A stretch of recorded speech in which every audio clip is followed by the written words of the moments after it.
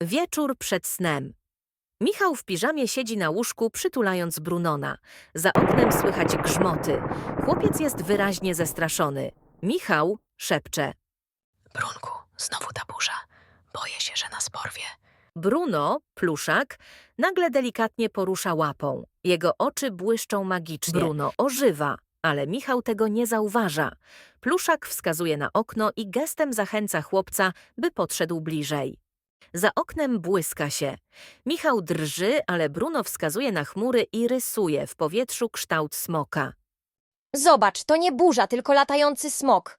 Możemy go oswoić? Michał zaczyna się uśmiechać. Razem z Brunonem rzucają w okno wyobrażone zaklęcia. Na przykład rysują palcem serca na szybie. Burza cichnie. Księżyc wychodzi zza chmur. Bruno znów jest zwykłym pluszakiem. Michał kładzie się do łóżka, przytulając go. Dzięki, Brunku. Wiesz, że zawsze mogę na ciebie liczyć. Prawdziwi przyjaciele nie muszą mówić ani czarować. Wystarczy, że są obok, gdy świat wydaje się straszny i zamieniają go w magiczny. Przyjaźń daje siłę, by przezwyciężyć strach, nawet jeśli przyjaciel jest tylko pluszakiem.